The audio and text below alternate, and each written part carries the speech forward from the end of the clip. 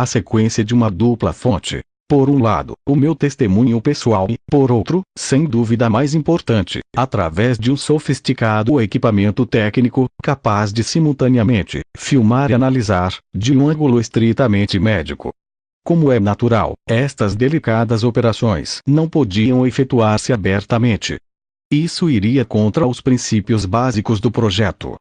Era inviável, portanto, que eu andasse com uma câmara de cinema ou com os complexos aparelhos de rastreio das funções vitais de Jesus de Nazaré. E como, naturalmente, também não era possível a implantação de fios ou dispositivos eletrônicos no corpo do Mestre da Galileia que nos permitiriam um controle das suas funções orgânicas, tensão arterial, ritmo cardíaco, etc., Cavalo de Troia desenhou e fabricou um complexo sistema, minuciosamente camuflado no que chamávamos a vara de Moisés. Este engenho, que irei pormenorizando de forma progressiva, consistia num simples cajado de madeira de pinheiro de 1,80 m de comprimento por 3 cm de diâmetro, com o correspondente remate superior, em forma de arco. Para o observador comum, alheio às nossas intenções, não deveria apresentar maior interesse que o de qualquer vara vulgar, como as usadas habitualmente pelos caminhantes e peregrinos. No seu interior, no entanto, fora colocado um delicadíssimo equipamento. A 1,60 m, contando sempre a partir da base do bastão, encontravam-se 4 canais de filmagem simultânea, com as objetivas distribuídas em cruz, de forma a poderem filmar, ao mesmo tempo, quanto sucedia nos 360 graus à nossa volta. As 4 bocas de filmagem, de 15 mm de diâmetro cada uma, tinham sido dissimuladas mediante um anel de 3 cm de largura, formado por um cristal semi-reflexo, de modo a que só permitisse a visão de dentro para fora. Esta espécie de braçadeira, primorosamente trabalhada pelos nossos técnicos, de modo a parecer uma simples faixa de tinta preta sobre a madeira branca, fora reforçada e adornada com 2 filas de pregos de cobre, que a prendiam firmemente. Estes pregos de cabeça larga tinham sido trabalhados de acordo com as antiquíssimas técnicas da indústria metalúrgica descobertas por Nelson Glueck no Vale de Arab, ao sul do Mar Morto, e em Ezion-Geber, o lendário porto marítimo de Salomão, no Mar Vermelho. Evitando possíveis problemas, os homens de Curtis tinham seguido rigorosamente as normas de Misno, tradição oral judaica que, na sua ordem sexta, dedicada às prescrições entre purezas e impurezas, especifica que um bastão pode ser suscetível de impureza se não for adornado com 3 filas de pregos.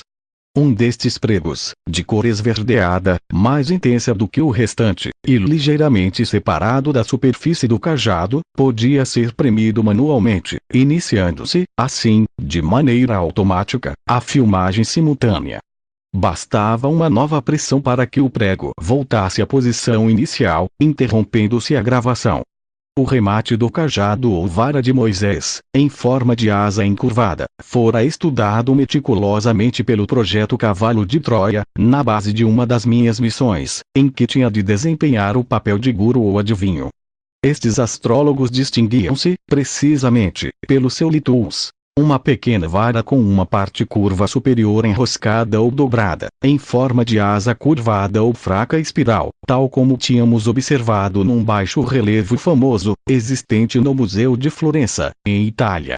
O fato de ter escolhido, precisamente, a madeira de pinho para o fabricor da vara de Moisés teve uma justificativa puramente sentimental. Desta madeira, reza a lenda, se fez precisamente o cavalo de Troia, que o exército helênico colocou em frente das portas de Troia. Do M. Também por altura da grande viagem, Cavalo de Troia prescindiu das objetivas habitualmente usadas nas câmaras de filmagem, ajustando nas bocas de cinema um sistema revolucionário que, estou certo, se impor, um dia, na atual técnica fotográfica. Dada a extrema miniaturização dos sistemas, tornava-se muito difícil a mudança de objetivas nas câmaras, que permitiria a tomada de planos diferentes. Mediante uma técnica extremamente complexa, as lentes de vidro foram substituídas pelo que poderíamos chamar lentes gasosas, suscetíveis de se transformarem, sem necessidade de substituição de objetivas, em grande angulares, teleobjetivas, lentes de aproximação, etc. Embora não pretenda alongar-me na legião de fatores técnicos que formavam o recentíssimo sistema das lentes gasosas, quero oferecer algumas das suas características mais gerais, consciente de que talvez possa servir de pista aos investigadores e profissionais do mundo da fotografia, já que, como temo, este magnífico processo não seja dado a conhecer ao mundo imediatamente. A chave ou fundamento encontra-se no fenômeno de refração da luz. Todos sabem que, quando um raio de luz passa de um meio transparente a outro de diferente natureza ou densidade, sofre uma mudança de direção. Toda a teoria ótica geométrica tende para a análise destas mudanças no caso de dióptricos, e lentes ou diferentes tipos de superfícies refletoras ou espelhos. Por outras palavras, os técnicos conseguem integrar a imagem visual de um objeto luminoso qualquer refratando os raios de luz por meio de um objeto de perfil estudado cuidadosamente, e composição química definida, a que chamam lente, embora de estrutura rígida. No entanto, o fenômeno de refração também é provocado num meio elástico, como é o caso de um gás. As lentes gasosas partem, em suma, deste princípio, que recorda em parte, o mecanismo fisiológico do olho, em que a lente, o cristalino, não é rígida, mas elástica. Pois bem, as nossas câmaras substituíram estes meios, rígido, vidro, ou semi-elástico, gelatina, por um meio gasoso de refrigência variável. Comentemos outro exemplo. Num recipiente cheio de ar, aquecido na sua parte inferior e arrefecido na superior, as camadas inferiores serão menos densas que as superiores. Neste caso, e devido à dilatação térmica do gás, o raio de luz sofrer sucessivas refrações, curvando-se para cima. Se invertermos o processo, o raio se curvará para baixo. Baseando-se nestes princípios, Cavalo de Troia conseguiu um controle de temperaturas muito exato nos diversos pontos de uma massa sólida, líquida, gasosa ou de transição. Isto conseguiu-se emitindo dois feixes de ondas ultracurtas, que esvaziaram o gradiente de temperatura no ponto concreto de uma massa de gás, quer dizer, obteve-se o aquecimento de uma pequena massa de gás nessa zona. Por este processo se pôde aquecer, por exemplo, a totalidade de um recipiente, deixando no interior uma massa de gás frio, que adota uma forma lenticular que, por sua vez, pode ser alterada, conseguindo-se uma alteração na sua espessura e forma óptica.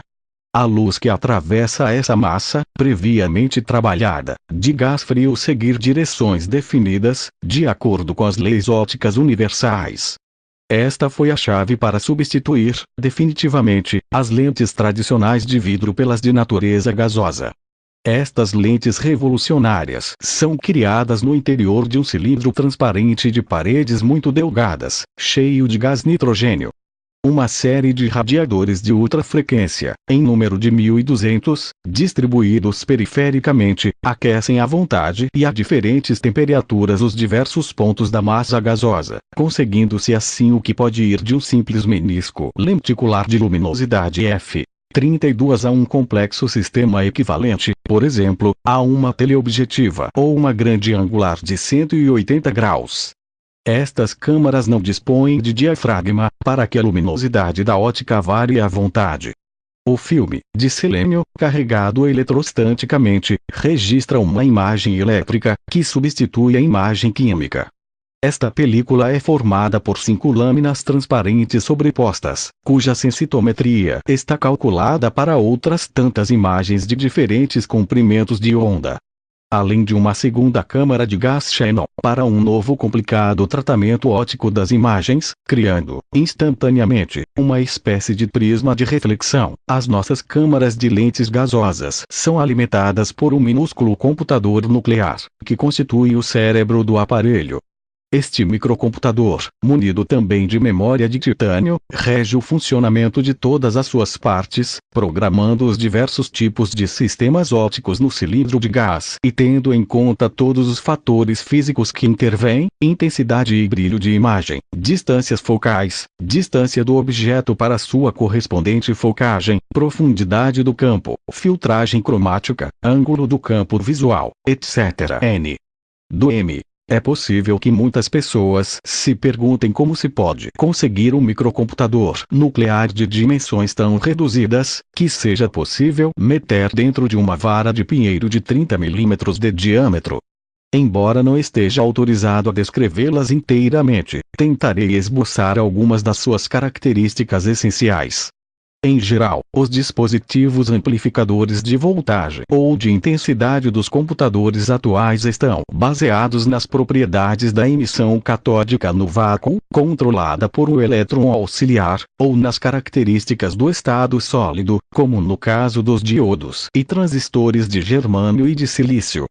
Mas os referidos circuitos não amplificam a energia. Mais ainda, a potência de saída é sempre menor que a de entrada, o rendimento menor que a unidade. Apenas amplificam a tensão à custa de energia gerada numa fonte energética auxiliar, pilha ou retificador de corrente alternada. Pelo contrário, os elementos dos computadores de cavalo de Troia, amplificadores nucleicos, têm características distintas. Em primeiro lugar, a base não é eletrônica, também não é de vácuo ou de estado sólido, cristal, mas sim nucleica. Uma débil energia de entrada, nêutrons ou prótons unitários incidindo sobre uns quantos átomos, provoca, por fissão do núcleo, grande energia. O rendimento, portanto, é muito maior que a unidade. À saída do amplificador elementar obtemos esta energia, não elétrica mas sim térmica, embora, no processo posterior, o calor se transforme em energia elétrica. E sendo a base destes elementos puramente atômica, e entrando em jogo, não trilhões de átomos, mas umas quantas unidades, o grau de miniaturização é extraordinário, conseguindo armazenar complexíssimos circuitos em volumes reduzidíssimos. N. Do M.